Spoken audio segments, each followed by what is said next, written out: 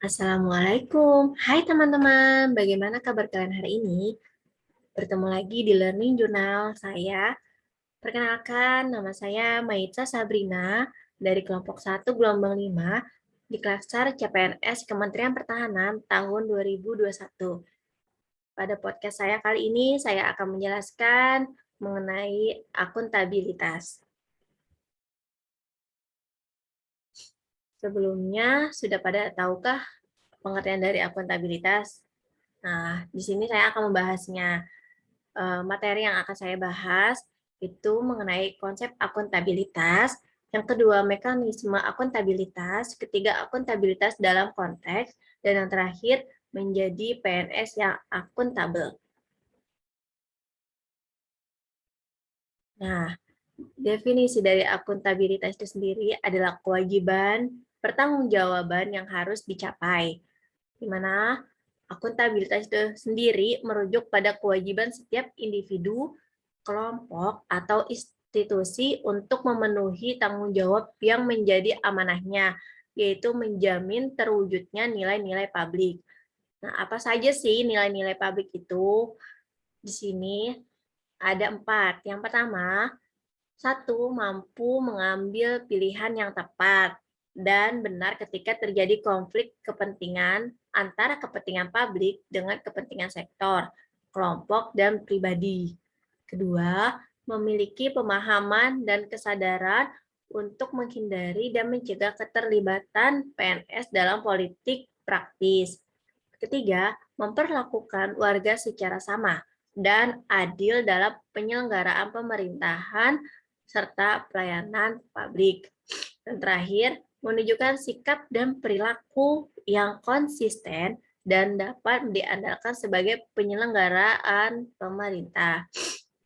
Lanjut, selanjutnya itu tentang aspek-aspek dari akuntabilitas itu sendiri. Terdapat 4 bagian. Yang pertama, akuntabilitas adalah sebuah hubungan di mana hubungan dua pihak antara individu atau kelompok atau institusi dengan negara dan pemerintah serta masyarakat. Lalu yang kedua ada berorientasi pada hasil, di mana hasil yang diharapkan harus sesuai dengan pekerjaan yang telah diamanahkan, di mana sesuai dengan pemerintah, peraturan pemerintah, dan harus bertanggung jawab, adil, inovatif, dan sehingga menghasilkan hasil yang maksimal. Ketiga, membutuhkan laporan, di mana laporan kinerja yang setiap bulan, triwulan, atau setahun itu akan dibuat, harus baik itu individu maupun institusi itu sendiri. Terus yang terakhir, membutuhkan konsekuensi, di mana konsekuensi itu berupa sanksi atau penghargaan. Selanjutnya, ada 3 fungsi utama akuntabilitas PNS. Yang pertama, peran demokratis, di mana untuk menyediakan kontrol demokratis itu sendiri. Yang kedua, peran konstitusional, yaitu untuk mencegah korupsi dan penyalahgunaan kekuasaan. Lalu yang ketiga, peran belajar, di mana akan meningkatkan efisiensi dan efektivitas dari apa yang kita perbuat. Lalu ada tingkatan akuntabilitas. Ada 5 tingkatan. Yang pertama, akuntabilitas personal, yaitu nilai-nilai yang ada pada diri seseorang seperti kejujuran, integritas, moral, dan etika. Lalu yang kedua, akuntabilitas individu, di mana hubungan antara individu dan lingkungan kerjanya, yaitu antara PNS dengan instansinya sebagai pemberi kewenangan. Lalu yang ketiga, ada akuntabilitas kelompok, yaitu kinerja sebuah institusi biasanya dilakukan atas kerjasama kelompok. Dan yang keempat, akuntabilitas organisasi, yaitu hasil pelaporan kinerja yang telah dicapai. Terakhir, ada akuntabilitas stakeholder, yaitu tanggung jawab organisasi pemerintah untuk mewujudkan pelayanan dan kinerja yang adil, responsif, dan bermartabat. Lalu, terdapat dimensi akuntabilitas. Ada 4 poin. Yang poin pertama, akuntabilitas kejujuran dan hukum, yaitu terkait dengan kepatuhan terhadap hukum dan peraturan yang berlaku. Yang kedua, akuntabilitas proses yang artinya apakah prosedur yang digunakan sudah baik dalam hal kecukupan sistem informasi akuntansi, sistem informasi manajemen, bahkan prosedur dari administrasinya. Poin yang ketiga, akuntabilitas program, yaitu apakah tujuan yang ditetapkan dapat tercapai, apakah ada alternatif program lain yang memberikan hasil maksimal dengan biaya minimal. Yang keempat, akuntabilitas kebijakan, yaitu terkait dengan pertanggungjawaban pemerintah atas kebijakan yang diambil terhadap DPR atau masyarakat luas. Lalu,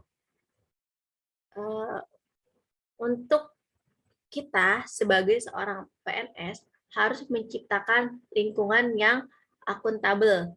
Nah, bagaimana sih untuk mendapatkan lingkungan yang akuntabel itu?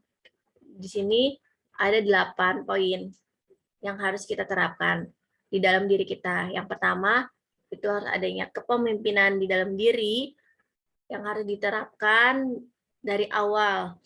Kedua, ada integritas. Ketiga, keadilan, transparansi, tanggung jawab, keseimbangan, kejelasan, serta harus konsisten. Selanjutnya, nah, kita sebagai PNS, yang tadi saya sudah jelaskan, maksudnya apa sih PNS yang akuntabel itu?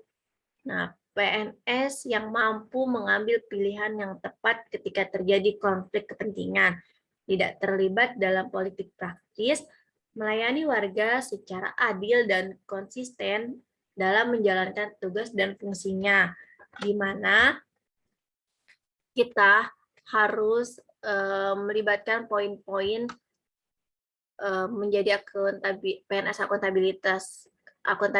akuntabel ini. Yang pertama, PNS mampu melakukan anggota masyarakat dan kolega dengan hormat, penuh kesopanan, kejujuran, dan keadilan. Lalu PNS membiasakan kerja tepat waktu, serta tidak melanggar perintah atasan. Terus PNS melayani stakeholder di mana lingkup pemerintah, swasta, atau masyarakat tiap hari dengan tepat waktu, memberikan masukan, informasi, dan kebijakan. Lalu, untuk menghindari perilaku kurang koruptif, PNS tidak terlibat dalam penipuan atau korupsi. PNS dilarang berbuat curang dalam menggunakan posisi dan wewenang atau jabatan yang sekarang dia duduki. Lalu PNS harus melaporkan setiap pelanggaran kode etik. PNS dilarang untuk melakukan penipuan yang menyebabkan kerugian keuangan aktual atau potensial untuk setiap orang atau institusinya. Jadi, sekian pembahasan mengenai akuntabilitas. Sampai ketemu di Learning Journal saya selanjutnya. Wassalamualaikum warahmatullahi wabarakatuh.